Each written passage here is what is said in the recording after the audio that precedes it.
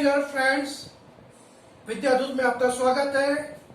आज विद्यादूत में हम बात करेंगे ब्रांचेस ऑफ फिलॉसफी, दर्शन की शाखाएं, जिसमें भारतीय दर्शन की शाखाएं और पश्चिमी दर्शन की शाखाओं पर हम डिस्कस करेंगे।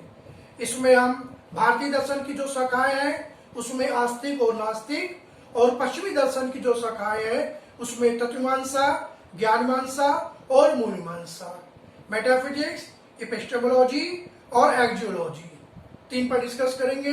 इसके अलावा हम आपको दर्शन के बारे में बताएंगे कि दर्शन है क्या, भारतीय और पश्चिमी दृष्टिकोण से दर्शन के बारे में बताएंगे। चलिए शुरू करते हैं ब्रांचेस ऑफ फिलॉसफी। तो फ्रेंड्स, पहले हम देखते हैं दर्शन है क्या। देखिए, दर्शन क्या है। दर्शन का वास्तव में अर्थ होता है चिंतन करना। आपको मालूम है कि मानव और पशु में सबसे बड़ा अंतर होता है कि मानव में चिंतन करने की क्षमता होती है, पशुओं में नहीं होती है। मानव एक चिंतनशील प्राणी है। चिंतन करना या सोचना मानव का एक स्वाभाविक गुण है। जब मानव में सोचने समझने की शक्ति पैदा हुई तो सबसे पहले उसके अंदर एक प्रश्न उठता है कि डेली सूर्य निकल रहा है, अस्त हो रहा है, चंद्रमा दिख रहा है, ऋतुएं चेंज हो रही हैं, सर्दी गर्मी, वर्षा का आगमन हो रहा है, जन्म हो रही, मृत्यु हो रही है, सुख दुख हो रहा है। ये जो समान घटनाएं हैं, सबसे पहले मानव ने इनके बारे में सोचा। ये बातें मानव के दिमाग में आई और इन अनसुलझे प्रश्नों को सुलझाने के लिए मानवों में एक विशेष चिंतन का जन्म हुआ। इसी विशेष चिंतन को हम दर्शन कहते हैं। किसी भी समाज का दर्शन उस समाज का दर्पण होता है जो उस समाज का वास्तविक प्रतिबिंब दिखाता है। दर्शन हमें उस समाज के सभी पक्षों, सामाजिक पक्ष, धार्मिक पक्ष, आर्थिक पक्ष के स्वरूप का दर्शन कराता है। अब देखिए, दर्शन की भारतीय विचारधारा क्या कहती है। दर्शन शब्द संस्कृत के दृश्य धातु से बना है, जिसका अर्थ होता है जिसके द्वारा देखा जाए। यहां देखा जाए से तात्पर्य है जाना जाए। दृश्यते इति दर्शनम के अनुसार जो देखा या जाना जाए वह दर्शन है। इसी प्रकार दृश्यते अनेन इति दर्शनम के अनुसार जिसके द्वारा देखा जाए या जाना जाए वह दर्शन है। तो हम कह सकते हैं दर्शन उस विद्या को कहा जाता है जिसके द्वारा सत्य, यहाँ सत्य का मतलब है अंतिम सत्य, का साक्षात्कार हो सके। डॉक्टर सर्वपल्ली राधाकृष्णन कहते हैं दर्शन सत्य के स्वरूप की तार्किक विवेचना है। अब प्रश्न उठता है कि भारतीय दर्शन की शाखाएं कितनी है। वास्तव में जो भारतीय दर्शन की शाखाएं हैं वो मात्र दो हैं, एक है आस्तिक और एक है नास्तिक। अब आस्तिक नास्तिक क्या होता है, एक समान व्यक्ति से पूछोगे जो दर्शन नहीं पढ़ रहा है कि आस्तिक नास्तिक क्या है, तो वो बोलेगा कि जो व्यक्ति भगवान को मानता है वो आस्तिक है और जो भगवान को नहीं मानता है वो नास्तिक है। पर दर्शन में ये विचारधारा नहीं मानी जाती है। अगर पूछा जाएगा कि दर्शन के अनुसार, फिलॉसफी के अकॉर्डिंग आस्तिक दर्शन और नास्तिक दर्शन कौन है, तो अगर आप बोलते हो कि जो ईश्वर को मानता है दर्शन वो आस्तिक है, जो नहीं मानता नास्तिक है, तो ये क्वेश्चन पूरी तरह से गलत है। आपको क्या जानना है, आस्तिक दर्शन वो दर्शन है जो वेदों में विश्वास रखता है।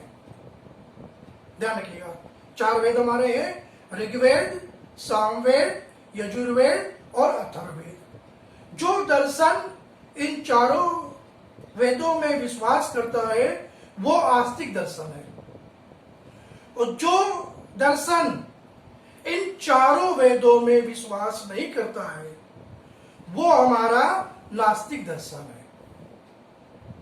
ये क्वेश्चन नेट में आ भी चुका है कि दर्शन की शाखाएं कितनी है जो आस्तिक और नास्तिकी है, मेन जो भारतीय दृष्टिकोण हमारा है।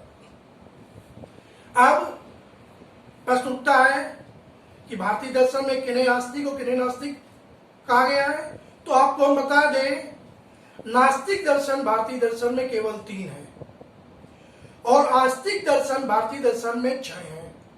इनको एक साथ षड दर्शन बोला जाता है, 6 फिलॉसफी, षड मीन्स 6। अब आस्तिक नास्तिक पहले लेते हैं। नास्तिक में कौन है? चारवाक दर्शन, जैन दर्शन और बौद्ध दर्शन। ये 3 दर्शन ऐसे हमारे हैं जो वेदों में विश्वास नहीं करते हैं। आस्तिक में कौन है? सांख्य, योग, न्याय, वैशेषिक, मीमांसा और वेदांत। ये 6 दर्शन हैं, ये वेदों में विश्वास करते हैं। तो आस्तिक 6 है, नास्तिक 3 है। नास्तिक में भी एक घोर नास्तिक है जो बहुत ही जड़वाद का प्रबल समर्थक है। वो आपको मालूम है चारवाक दर्शन है। बौद्ध और जैन थोड़ा बहुत हिंदू को मान भी लेते हैं, पर चारवाक पूरी तरह से ईश्वर, नैतिकता, परमात्मा, आत्मा, सभी चीजों को जो भी वेद ने बताया है पूरी तरह से नकार देता है। वो पूरी तरह से जड़वादी दर्शन है। तो इस प्रकार भारतीय दर्शन की 2 शाखाएं हैं। अब देखिए पाश्चात्य दर्शन क्या है। आपको मालूम है पाश्चात्य दर्शन मतलब है वेस्टर्न फिलॉसफी। पाश्चात्य जगत में सर्वप्रथम दर्शन का विकास यूनान में हुआ है। यूनान को हम लोग ग्रीस भी बोलते हैं। दर्शन को अंग्रेजी भाषा में फिलॉसफी कहा जाता है। फिलॉसफी 2 ग्रीक शब्दों से मिलकर बना है, फिलोस प्लस सोफिया। यहां फिलोस का अर्थ है प्रेम, लव, और सोफिया का अर्थ है नॉलेज या ज्ञान। इस प्रकार फिलॉसफी का अर्थ हुआ ज्ञान के प्रति अनुराग या फिर ज्ञान के प्रति प्रेम।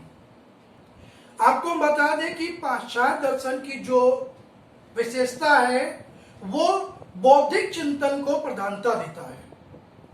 प्लेटो क्या कहते हैं? प्लेटो कहते हैं दर्शन का उद्देश्य पदार्थों के सनातन स्वरूप का ज्ञान प्राप्त करना है। अब ब्रांचेस ऑफ फिलॉसफी आपको बताते हैं दर्शन की शाखाएं कितनी है।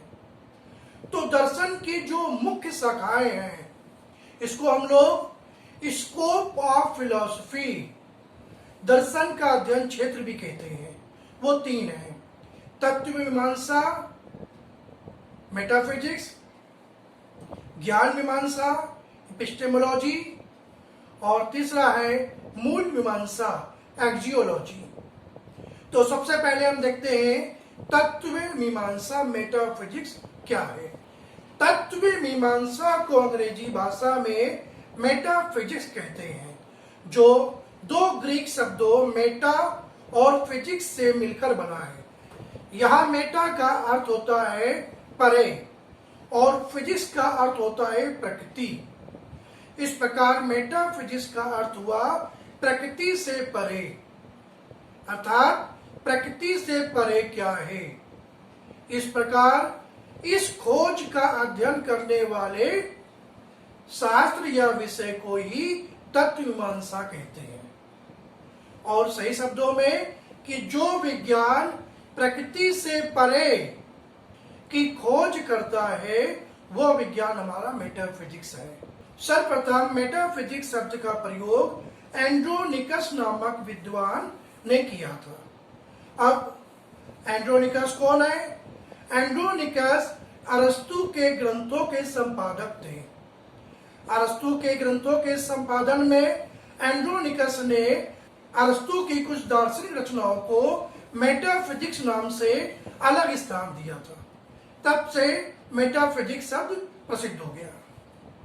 मेटाफिजिक्स या तत्व मीमांसा के द्वारा मनुष्य, प्रकृति और ईश्वर संबंधी समान विषयों का चिंतन किया जाता है। दूसरे शब्दों में हम कह सकते हैं कि इसमें साधारणतया ईश्वर, आत्मा और जगत की चर्चा होती है। तत्व मीमांसा का कार्य सदैव वास्तविक तत्व की खोज करना है। इसके अंतर्गत ईश्वर, आत्मा, प्रकृति, मनुष्य, सृष्टि, जन्म मरण आदि की वास्तविकता को जानने का प्रयास किया जाता है। तो फ्रेंड्स, आपने समझ लिया है कि मेटाफिजिक्स तत्व मीमांसा क्या होती है। अब तत्व मीमांसा के अंतर्गत 4 विषय आते हैं जिनका अध्ययन किया जाता है। ये 4 विषय कौन से हैं? पहला है ईश्वर संबंधी तत्व ज्ञान, दूसरा है आत्मा संबंधी तत्व ज्ञान, तीसरा है सृष्टि शास्त्र और चौथा है सत्ता शास्त्र। तो पहले हम लेते हैं ईश्वर संबंधी तत्व ज्ञान। इसको हम लोग ईश्वर विज्ञान भी कहते हैं, थियोलॉजी बोलते हैं इसको अंग्रेजी में। ईश्वर का विवेचन दर्शन की जिस शाखा में होता है उसे हम ईश्वर विज्ञान, थियोलॉजी कहते हैं। हम ईश्वर में विश्वास करें या ना करें, लेकिन प्रत्येक व्यक्ति के अंदर ईश्वर के प्रति जिज्ञासा हमेशा बनी रहती है। यही कारण है कि ईश्वर संबंधी चिंतन का विवेचन दर्शन का एक मुख्य अंग बना हुआ है। कोई भी व्यक्ति जो इस दुनिया में आया है वो एक बार ये चिंतन जरूर करता है ईश्वर है कि नहीं। तो इसीलिए दर्शन का जो मुख्य शाखा कहलाती है वह ईश्वर संबंधी तत्व ज्ञान की है। ईश्वर से संबंधित 2 विचारधाराएं बहुत ही महत्वपूर्ण है। पहला है ईश्वरवाद, जिसे हम लोग आस्तिकवाद भी कहते हैं, और दूसरा है अनीश्वरवाद, जिसको हम लोग नास्तिकवाद कहते हैं। अब ये दोनों विचारधाराएं परस्पर विरोधी हैं। है क्या? ईश्वरवाद जो है वो ईश्वर के अस्तित्व में पूर्ण विश्वास रखता है। अनीश्वरवाद ईश्वर के अस्तित्व में अविश्वास रखता है। तो ईश्वरवाद तो हमें क्लियर है। अनीश्वरवाद के बारे में हम देखते हैं। पाश्चात्य दार्शनिक रॉबर्ट फ्लिंट ने अनीश्वरवाद के 3 प्रकार बताए हैं। पहला है हटवादी अनीश्वरवाद, दूसरा है संदेहवादी अनीश्वरवाद और तीसरा है समीक्षावादी अनीश्वरवाद। तो पहला क्या है? हटवादी अनीश्वरवाद क्या है? हटवादी अनीश्वरवाद के अनुसार ईश्वर का अस्तित्व नहीं है, इसलिए उसमें विश्वास करना अंधविश्वास मात्र है। दूसरा संदेहवादी अनीश्वरवाद क्या है? संदेहवादी अनीश्वरवाद के अनुसार ईश्वर के अस्तित्व का निश्चित ज्ञान प्राप्त करना मनुष्य की बुद्धि के लिए संभव नहीं है, इसलिए उसमें विश्वास करना या उसके अस्तित्व को सत्य मानना सही नहीं है। तीसरा है समीक्षावादी अनीश्वरवाद। समीक्षावादी अनीश्वरवाद के अनुसार ईश्वर में विश्वास करना उचित नहीं है, क्योंकि उसके अस्तित्व को सत्य मानने के लिए पर्याप्त तर्क हमारे पास नहीं है। जितनी भी युक्तियां ईश्वरवादियों ने दी है उनको तर्क के द्वारा नकारा जा सकता है। इस प्रकार अनीश्वरवाद के 3 प्रकार आपको मालूम है, रॉबर्ट फ्लिंट ने बताया है। हटवादी अनीश्वरवाद, संदेहवादी अनीश्वरवाद और समीक्षावादी अनीश्वरवाद। इन तीनों में क्या अंतर है मैंने आपको बता दिया। तो ईश्वर विज्ञान क्या है? ईश्वर विज्ञान को अंग्रेजी भाषा में थियोलॉजी कहा जाता है। थियोलॉजी शब्द थियो और लोगोस से मिलकर बना है। यहाँ थियो का अर्थ है ईश्वर, गॉड, और लोगोस का अर्थ है विज्ञान, साइंस। इस प्रकार थियोलॉजी के अंतर्गत ईश्वर से संबंधित चिंतन किया जाता है, जैसे ईश्वर का अस्तित्व है या नहीं, यदि है तो उसका क्या प्रमाण है, उसका स्वरूप क्या है, यदि नहीं है तो क्यों नहीं है, ईश्वर और जगत में क्या संबंध है आदि। इस प्रकार हम देखते हैं कि थियोलॉजी या ईश्वर विज्ञान का उद्देश्य मनुष्य की ईश्वर से संबंधित जिज्ञासा को शांत किया जाता है। मतलब जो ईश्वर संबंधी उसकी जिज्ञासा है, इस ईश्वर विज्ञान में वो सब बातें मिल जाएंगी उसकी जिज्ञासा शांत करने के लिए। अब जो सेकेंड पॉइंट है, आत्मा संबंधी तत्व ज्ञान, मेटाफिजिक्स ऑफ सोल। आत्मा संबंधी तत्व ज्ञान जो है, इसमें मुख्य रूप से आत्मा से संबंधित चिंतन किया जाता है, जैसे आत्मा का अस्तित्व, उसका स्वरूप, आत्मा और शरीर का संबंध आदि। तीसरा हमारा है सृष्टि शास्त्र, इसी को हम लोग विश्व शास्त्र भी कहते हैं। इंग्लिश में क्या कहेंगे? Cosmology, COSMOLOGY।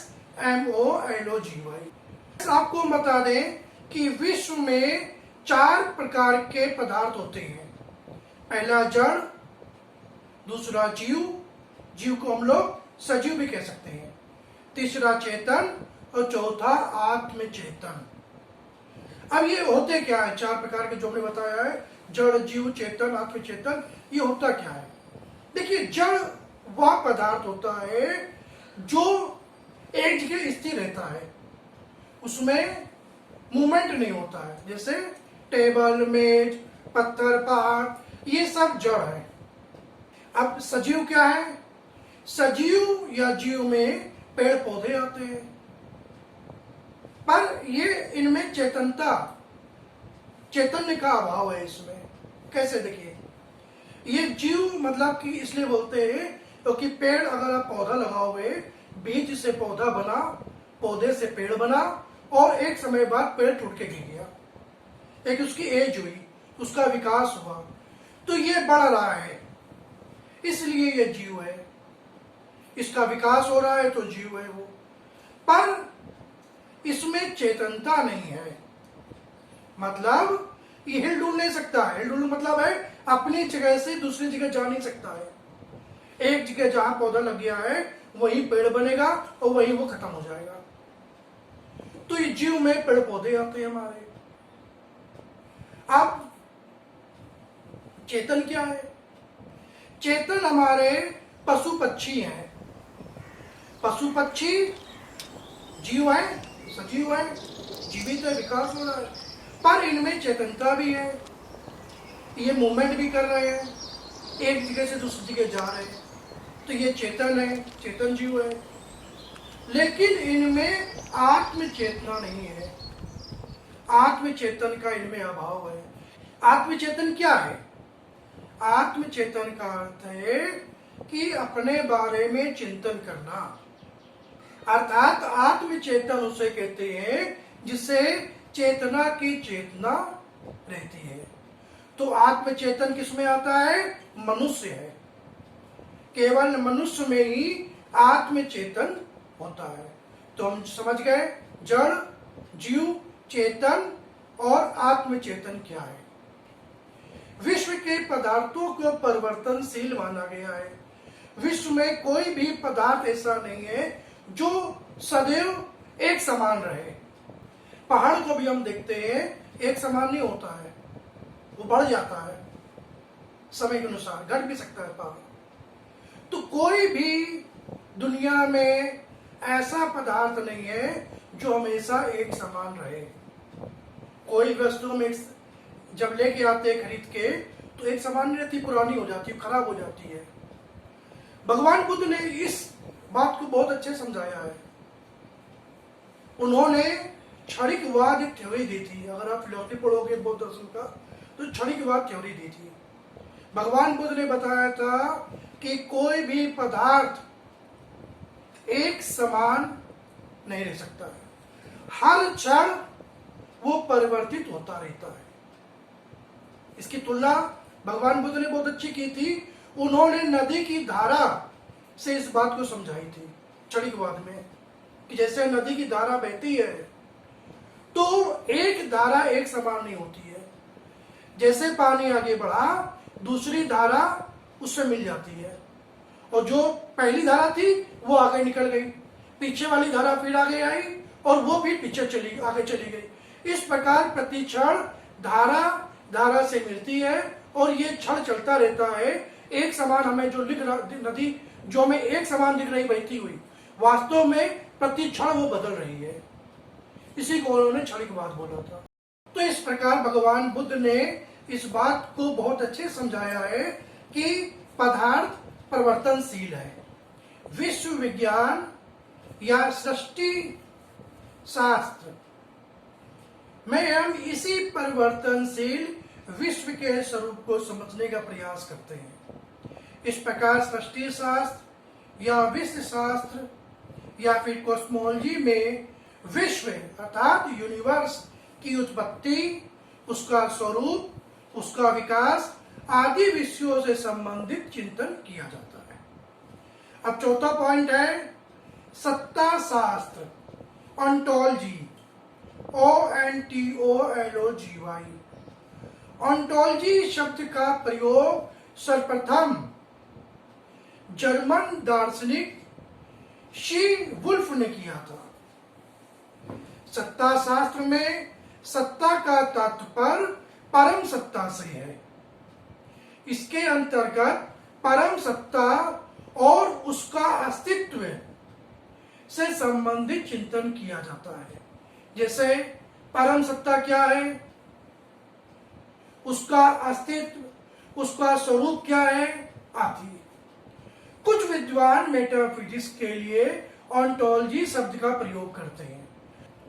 उनके लिए मेटाफिजिक्स और ऑन्टोलॉजी एक ही है, एक ही चीज के दो नाम बताते हैं, वो ऐसा बोलते हैं। अब हम लेते हैं ज्ञान मीमांसा, जो हमारा मेटाफिजिक्स के बाद दूसरा पॉइंट है। ज्ञान मीमांसा को हम लोग प्रमाण मीमांसा भी बोलते हैं, इपिस्टेमोलॉजी। तो ज्ञान मीमांसा क्या है? हमने आपको पहले बताया कि मनुष्य और पशु में जो सबसे बड़ा अंतर है वो है मनुष्य का चिंतनशील होना। मनुष्य ज्ञान प्राप्त करता है और अपने ज्ञान पर चिंतन भी करता है। यह कार्य मनुष्य के अलावा कोई और जीव नहीं कर सकता है। कोई भी जीव मनुष्य के अलावा नहीं है जो आत्म चिंतन कर सके कि ब्रह्म क्या है, आत्मा क्या है, मैं क्या हूं। ये जानवर नहीं सोच सकते हैं, ये केवल मनुष्य सोचता है। तो ज्ञान मीमांसा क्या है? ज्ञान मीमांसा को अंग्रेजी भाषा में एपिस्टेमोलॉजी कहते हैं, जो दो शब्दों एपिस्टेमे और लॉजी से मिलकर बना है। एपिस्टेमे का अर्थ होता है ज्ञान, नॉलेज, और लॉजी का अर्थ है विज्ञान या साइंस। इस प्रकार एपिस्टेमोलॉजी का अर्थ हुआ ज्ञान का विज्ञान, साइंस ऑफ नॉलेज। आपको हम बता दें, एपिस्टेमोलॉजी शब्द का प्रयोग सबसे पहले J.F. फेरिवर ने किया था। ये क्वेश्चन कई बार आ चुका है नेट में भी। ज्ञान मीमांसा के अंतर्गत ज्ञान, उसके प्रकार, उसका स्वरूप, उसका लक्ष्य, उसकी उत्पत्ति, उसका विज्ञान, उसका विकास, उसकी प्रमाणिकता, सत्यता, उसकी सीमा, ज्ञाता और ज्ञेय में संबंध आदि विषयों का चिंतन किया जाता है। इस प्रकार ज्ञान मीमांसा का जो प्रश्न है वो इस प्रकार है: ज्ञान का स्वरूप क्या है, इसका उद्देश्य क्या है, ज्ञान संभव है या नहीं, यदि संभव है तो किस हद तक, ज्ञान की उत्पत्ति कैसे होती है आदि ज्ञान मीमांसा का प्रश्न है। अब आपको मालूम होना चाहिए, ज्ञान मीमांसा को प्रमाण मीमांसा भी कहते हैं। सही ज्ञान को प्रमा कहते हैं और जिसके द्वारा सही ज्ञान उत्पन्न होता है उसे हम प्रमाण कहते हैं। प्रत्येक भारतीय दर्शन ने प्रमाण की संख्या पर अपना अलग अलग मत दिया है। वैसे हमारे पास जो मुख्य रूप से 3 प्रमाण है वो प्रत्यक्ष, शब्द और अनुमान है। प्रत्यक्ष क्या है? जो चीज हम सामने देखते हैं डायरेक्ट, वो हमारा प्रत्यक्ष होता है। संस्कृत में कहा गया है प्रत्यक्षम किम प्रमाणम। प्रत्यक्ष को प्रमाण की जरूरत नहीं होती है। जो चीज हमें दिख रहा है उसे क्या प्रमाण की जरूरत है? तो प्रत्यक्षम किम प्रमाणम। फिर हमारा क्या है, अनुमान है। अनुमान भी ज्ञान का आधार है। जैसे एक बहुत ही अच्छी उक्ति है दर्शन शास्त्र में, जहां जहां धुआं होता है वहां वहां आग होती है। पहाड़ के पीछे से धुआं उठ रहा है, इसका मतलब पहाड़ के पीछे आग लगी है। आग हमें दिख नहीं रही है, पर अनुमान ज्ञान के द्वारा हमें मालूम है कि जब आग लगती है तो धुआं उठता है। तो धुआं देख के हम बता देंगे कि वहां पे आग लगी है, आग दिखे ना दिखे। इसे हम लोग अनुमान ज्ञान बोलते हैं। जैसे फला व्यक्ति की आवाज पीछे से आई, आपने कहा फला व्यक्ति दीवार के पीछे खड़ा हुआ है, देखा नहीं आपने, प्रत्यक्ष नहीं है, अनुमान के द्वारा आपने जान लिया। तीसरा जो सबसे अच्छा ज्ञान का स्रोत है वो हमारा शब्द भी है। शब्द क्या है? शब्द मतलब बोलना ही नहीं है, लिखा हुआ भी शब्द होता है कि आप्त पुरुष के द्वारा जो बात कही गई है वो ज्ञान का आधार है। आप्त पुरुष कौन होता है? आप्त पुरुष वो व्यक्ति होता है जिस पर आप बहुत ज्यादा विश्वास करते हो, हर व्यक्ति नहीं होता है। तो अगर उसने कोई बात कह दी है तो ये ज्ञान का प्रमाण है। तीसरा सबसे प्रमुख कि उस व्यक्ति ने कहा है तो सही है, या फिर ग्रंथों में जो बातें लिखी है वो सही है, वो भी शब्द अनुमान है। या आधुनिक कोई बुक है उसमें जो बातें लिखी गई हैं वो हम इस आधार पर मान लेते हैं ये हमारा शब्द ज्ञान है।